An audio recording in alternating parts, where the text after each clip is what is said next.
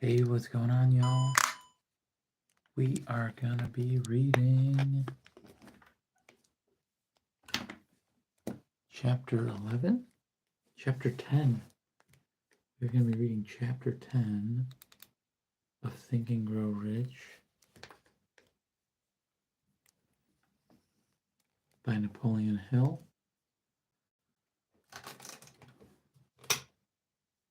Nice. Let's do this, a little bit of this. Whatever, it's on an angle. I started this book club. It seems so scary. So I started this book club because my friend Patrick Bet David, mentor, really, recommended to read 20 books in 5 categories. If you are starting a business, to read 20 books in sales, marketing, networking, psychology, and self-improvement.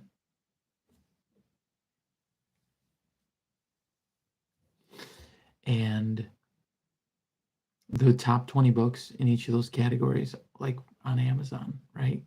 As long as they have over 100 reviews or over 400, I think. Either way, it basically comes down to the fact that if you do that, you can read 100 books in 2 years, which is awesome because that's almost a book a week, and you just really study and research and dive deep into these concepts, and I mean, you will be immensely greater. And ever since I started reading, at one point I was like, I need to do these live streams. Someone's gonna like this information, not just me. So without further ado, we're on chapter 10 of The Power of the Mastermind, The Driving Force, or chapter 10 of Napoleon Hill's Think and Grow Rich. Obviously endorsed by Andrew Carnegie. And yeah, chapter 10's title is Power of the Mastermind, The Driving Force, the 9th Step to Riches. Hey, thanks for the like there. Like and subscribe to throw us in the algorithm, right? That way you'll see whenever we're live with the book club. Omar Fortnite. Hey, what's going on? I appreciate the like, man. And yeah, it helps grow the community. And it's a book club. We read every single day. It's great, great book resources. It's great knowledge.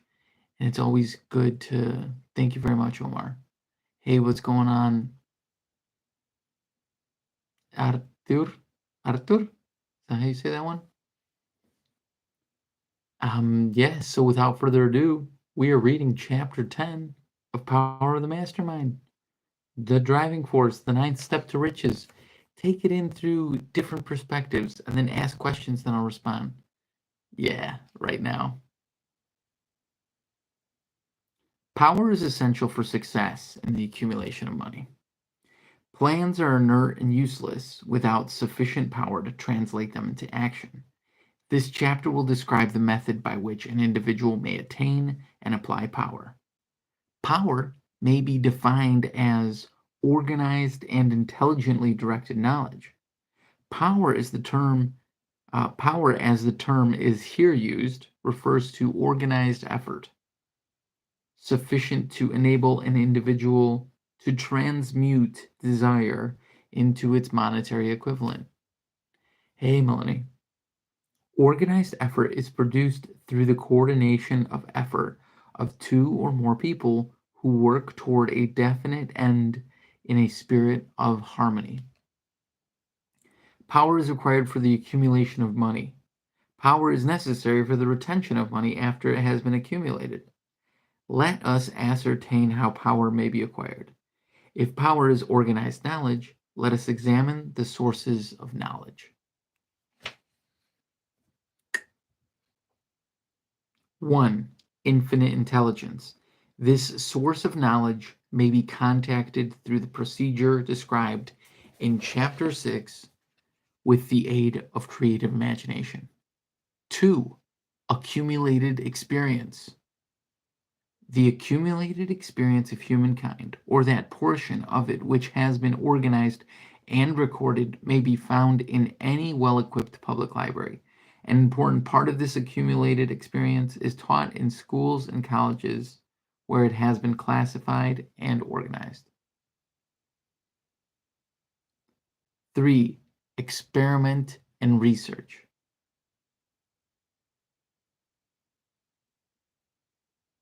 Yeah, please what? I'm here to answer your questions. Someone took a like off. That's silly. Number 3, experiment and research. In the field of science, and in particularly every other walk of life, people are gathering, classifying, and organizing new facts daily. This is the source to which one must turn when knowledge is not available through accumulated experience. Here, too, the creative imagination must often be used. Knowledge may be acquired from any of the foregoing sources. It may be converted into power by organizing it into definite plans and by expressing those plans in terms of action. Examination of the 3 major sources of knowledge will readily disclose the difficulty people would have if they depended upon their efforts alone in assembling knowledge and expressing it through definite plans in terms of action. If their plans are comprehensive and if they contemplate large proportions, they must generally induce others to cooperate with them before they can inject into their plans the necessary element of power. I am reading Think and Grow Rich by Napoleon Hill, endorsed by Andrew Carnegie, and the riches are monetary as well as the ideas in the mind that you develop. So my intention here is for you to receive more evolved or a higher evolution of the ideas you have right now that you are working on for your projects and in life, so that you can upgrade them. And I intend and I believe that if you stay here through these books that I read, you will get additional upgrades on your ideas. And it's with full intention that if you like it, then you start reading more on your own. It's about 100 books in 2 years. That's what we're doing. Thank you very much. I appreciate it, Melanie. Gaining power through the mastermind. The mastermind may be defined as coordination of knowledge and effort in a spirit of harmony between 2 or more people for the attainment of a definite purpose. No individual may have great power without availing himself or herself of the mastermind. In Chapter 7, instructions were given for the creation of plans for the purpose of translating desire into its monetary equivalent. If you carry out these instructions with persistence and intelligence and use discrimination in the selection of your mastermind, group, your objective will have been halfway reached before you even begin to recognize it.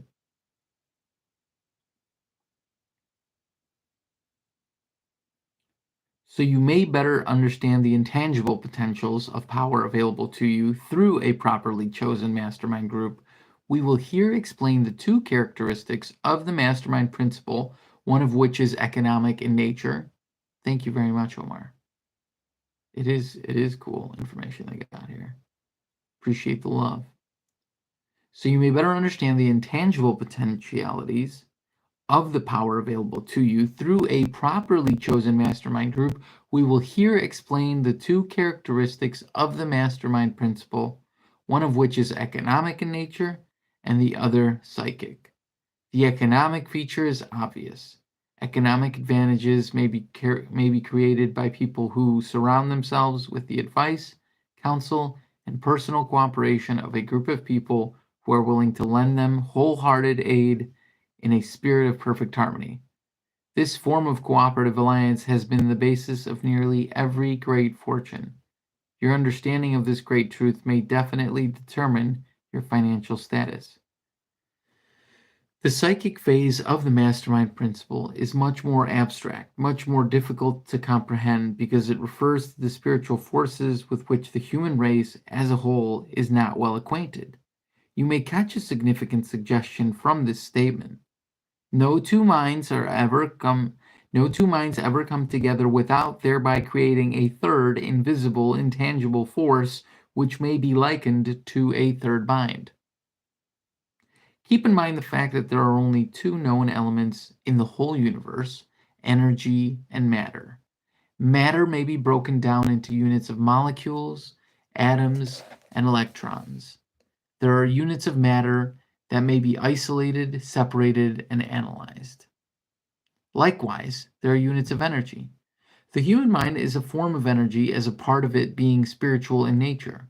When the minds of two people are coordinated in a spirit of harmony, the spiritual units of energy of each mind form an affinity which constitutes the psychic phase of the mastermind. The mastermind principle, or rather the economic feature of it, was first called to my attention by Andrew Carnegie. Discovery of this principle was responsible for the choice of my life's work. Mr. Carnegie's mastermind group consisted of a staff of approximately 50 men, with whom he surrounded himself for the definite purpose of manufacturing and marketing steel, and he attributed his entire fortune to the power he accumulated through this mastermind. Sorry.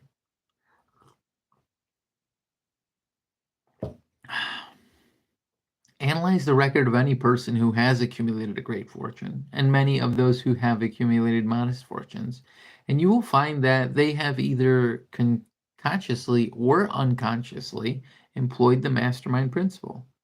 Great power can be accumulated through no other principle.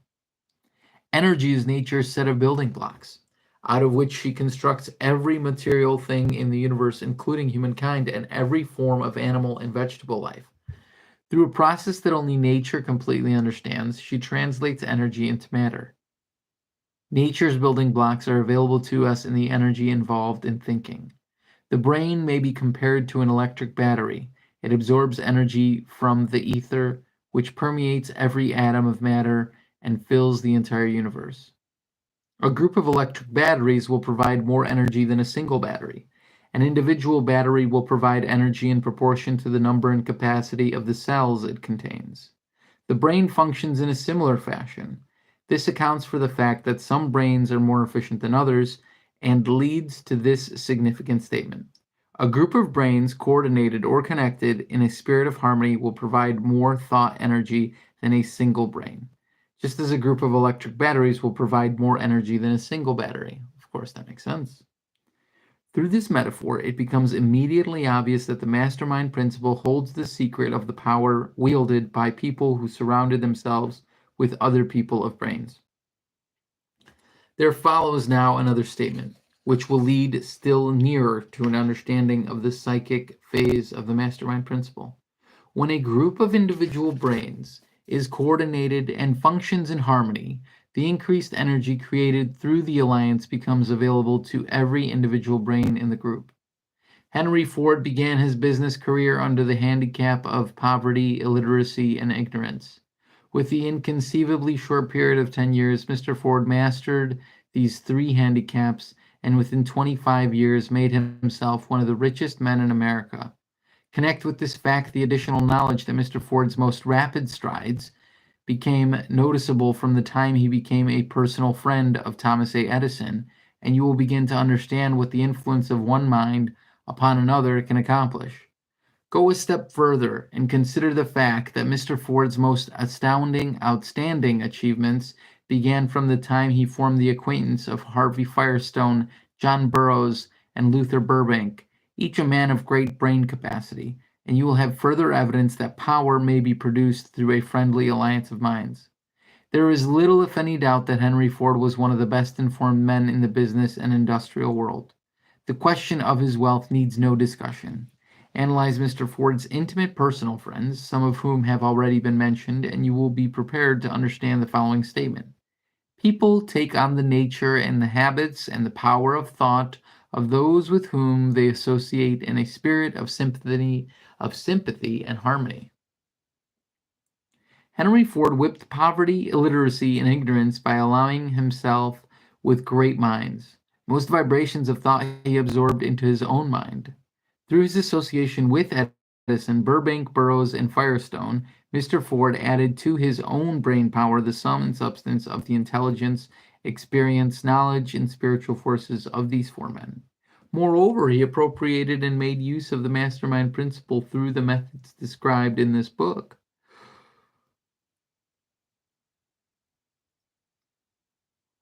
Excuse me. Edison, Burbank, Burroughs, and Firestone, and Mr. Ford. This principle is available to you. President Franklin Roosevelt brought the best minds of the country to Washington to form a mastermind group he called his Brain Trust. During and after World War II, mastermind groups called think tanks were frequently called upon by leaders of government and industry to help deal with critical problems.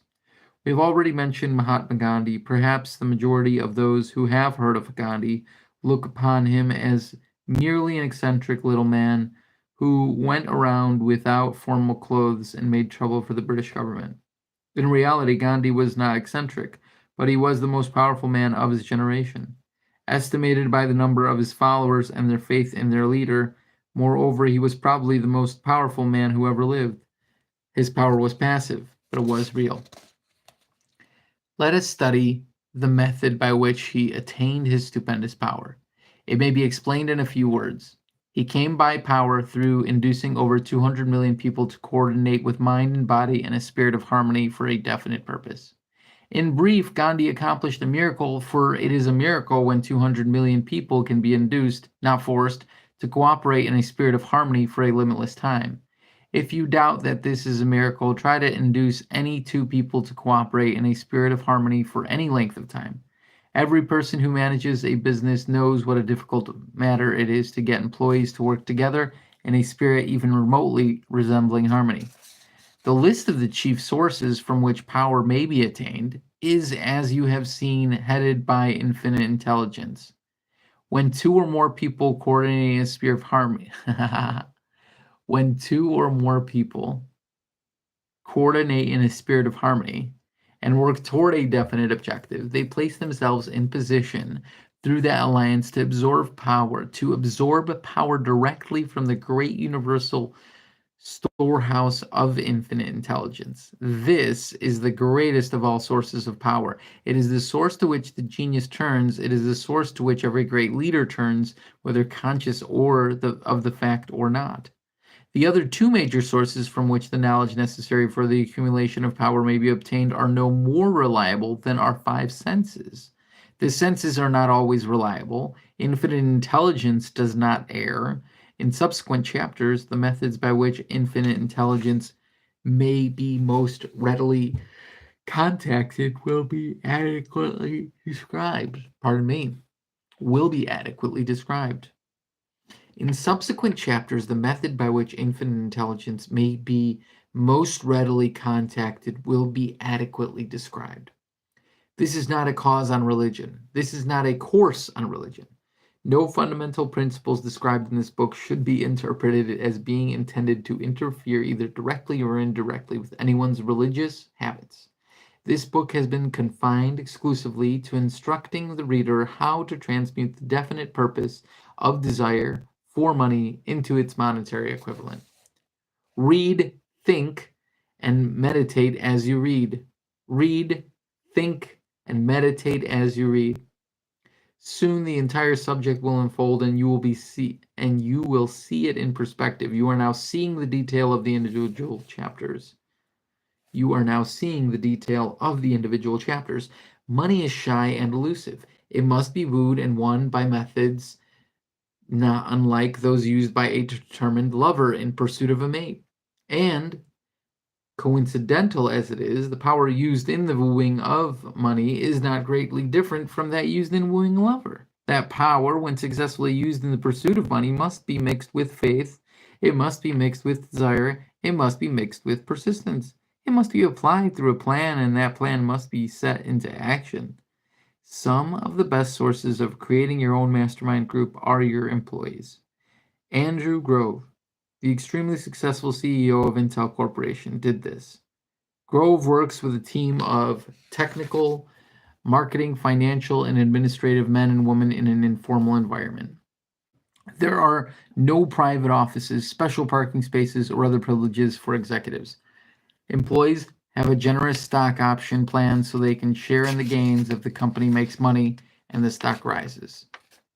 Although the team may appear casual, they follow Grove's lead of being very demanding on themselves. When Intel faced a crisis in 1976, the team willingly put in extra effort and more work hours and did everything that was necessary to solve the problems. Excuse me. Oh. On another occasion, it was discovered that the Intel Platinum chip that was necessary, that the Intel Platinum chip had a minor defect that would affect only an insignificant number of operations. Grove's decision to replace the chips at a cost of $475 million rather than deliver a product that was not perfect was fully endorsed by his colleagues. Grove encourages his people to work in small, autonomous work units in which everyone understands the systems and their role in it. Each person contributes their knowledge, expertise, and creativity. Team members are trained and motivated to produce to the best of their capacity. When crises arise,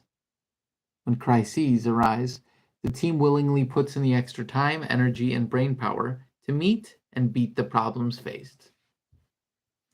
When money comes in quantity, when money comes in quantities known as the big money, it flows to the one who accumulates it as easily as water flows downhill. There exists a great unseen stream of power, which may be compared to a river, except that it flows in two directions. One side carries all who get into that side of the stream onward and upward to wealth, and the other side flows in the opposite direction, carrying all who are unfortunate enough to get into it and not able to extricate themselves from it, downward to misery and poverty. Every person who has accumulated a great fortune has recognized the existence of this stream of life. It consists of one's thinking process. The positive emotions of thought form the side of the stream that carries one to fortune. The negative emotions from the side that carries one down to poverty. This carries a thought of stupendous importance to the person who is following this book with the object of accumulating a fortune. If you are in the side of the stream of power that leads to poverty, this may serve as an oar by which you may propel yourself over into the other side of the stream. It can serve you only through application and use. Merely reading and passing judgment on it, either one way or another, will in no way benefit you. Some people undergo the experience of alternating between the positive and negative sides of the stream, being at times on the positive side and at times on the negative side. The Wall Street crash of 2029 swept millions of people from the positive to the negative side of the stream. Pardon me.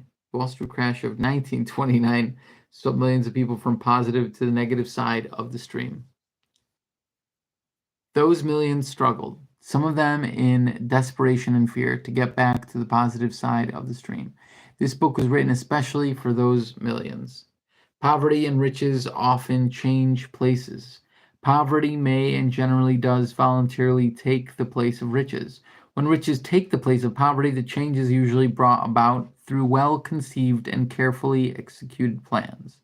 Poverty needs no plan. It needs no one to add it. My apologies.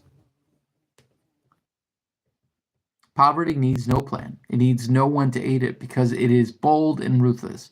Riches are shy and timid. They have to be attracted. Anybody can wish for riches, and most people do, but only a few know that a definite plan plus a burning desire for wealth are the only dependable means of accumulating it. Ross Perot's attitude exemplifies the power of tough-minded commitment, not only his own but also that of the mastermind with which he surrounded himself. He had a burning desire for wealth and he achieved it. Before he started Electronic Data Systems, EDS, he had been the top salesperson at IBM. He was cautioned that leaving IBM to start a company from scratch was a mistake. This did not faze Perot. He was inspired by a vision of what could be. His success clearly demonstrates that by sticking to your dream and transmitting that dream to a team of experts, a mastermind who have the know-how to help make it a realization, leads to success and wealth. Perot firmly believes that commitment can accomplish miracles. This was exemplified with EDS competed for one of the largest contracts in the computer industry. The two companies, IBM and EDS, were the contestants. IBM was far richer and had in their staff a more experienced and knowledgeable group of specialists. EDS had a small but dedicated team. Perot recalls, after 30 days into the competition, I walked into the room and our 15 guys were saying, "Gee, we probably can't win, but it will be a great experience." I didn't jump up and down and chew people out. I just walked to the blackboard and wrote down the 7 criteria by which we would be judged, and in a nice low voice said, "We are going to beat them 7-0. That's the day we won." Perot commented that the raises, the bonuses, the stock options, and thousands of new jobs created by winning this project were, of course, the tangible rewards of achieving this coup. However, he believes that more important was the immense satisfaction of knowing that by their hard work and creativity, they beat the best in the world. That's what makes a company great, a team working together as a mastermind to beat the opposition. And that was chapter 10. Power of the Mastermind, the driving force, the 9th step to riches. Listen, I appreciate you for being here. Tomorrow we're reading chapter 11. As far as I recall, I think it's a little bit more lengthy. So that one will probably be an hour-long one, as opposed to today's half an hour. Yeah, this one's more lengthy for sure. We go to 161, and it starts on 146. Only like 16 or 17 pages. I appreciate you. I hope your thoughts evolved and you receive an intuitive and reasoning mind-filled suggestion that arrives to you and you're able to act on it ferociously. Just jump on it. Appreciate you. I hope you have the best day ever. Like and subscribe so the algorithm will toss you next time we are reading another chapter in our daily book club. I appreciate you. Today's was chapter 10, The Power of the Mastermind in Think and Grow Rich by Napoleon Hill. Tomorrow's will be chapter 11, The Mystery of Sex Transmutation, the 10th Step to Riches. See you tomorrow, folks. I appreciate you highly and hope you have the best